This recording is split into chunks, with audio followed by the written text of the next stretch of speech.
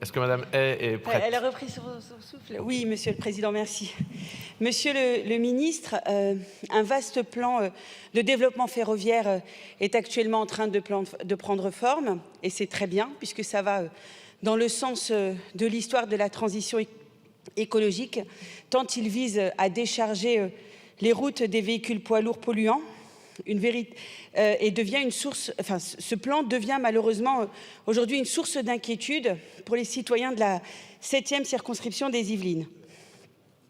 Les riverains habitants aux abords de la ligne J, qui s'étend de Paris-Saint-Lazare à Vernon-Giverny et qui traverse toute la 7e circonscription, à savoir les villes de Conflans-Sainte-Honorine, de Verneuil-sur-Seine, de Meulan-en-Yvelines, de Vaux-sur-Seine, de Triel-sur-Seine, de Vernouillet, de Maurecourt, d'Andrézy ou de Chanteloup-les-Vignes subissent des nuisances sonores et vibratoires importantes sans bénéficier de mesures adéquates de protection.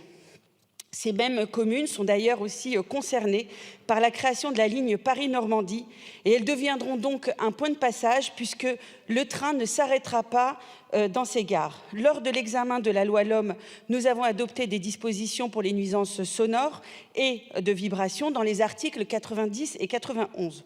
Les décrets de mise en application de cette loi ne sont toujours pas parus et le plan de protection des habitations le long de cette ligne n'a pas bénéficié à toutes les habitations, alors qu'elles se situent toutes dans la zone délimitée.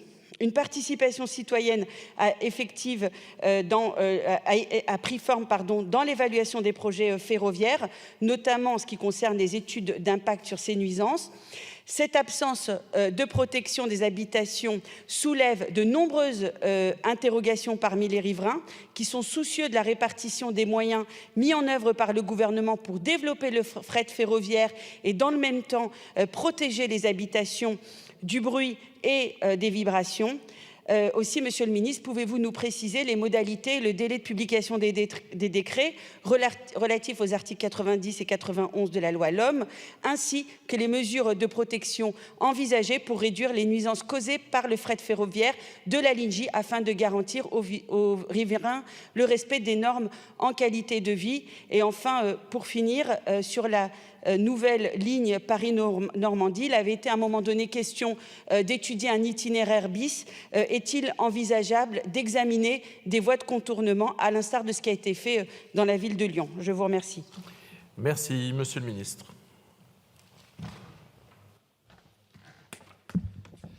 Je vous remercie, Monsieur le Président. Madame la députée Nadia Hay, d'abord, je voulais vous remercier de l'engagement constant et démontrer pour à la fois mener à bien dans tous les territoires la transition écologique et en même temps réduire, quand c'est nécessaire, les nuisances et faire en sorte que nos concitoyens vivent de manière sereine et tous nos riverains. Alors, je vous remercie de votre question qui me permet de rappeler que les articles 90 et 91 de la loi d'orientation des mobilités prévoient la prise en compte des pics de bruit dans les indicateurs de gêne dus aux infrastructures ferroviaires et la détermination d'une unité de mesure spécifique pour les nuisances générées par les vibrations liées aux infrastructures ferroviaires. Concernant les pics de bruit, en l'absence de consensus scientifique sur l'indicateur à retenir, un arrêté paru le 22 octobre 2022 prévoit une période d'observation de 3 années pour évaluer la pertinence des différents indicateurs avant sa généralisation.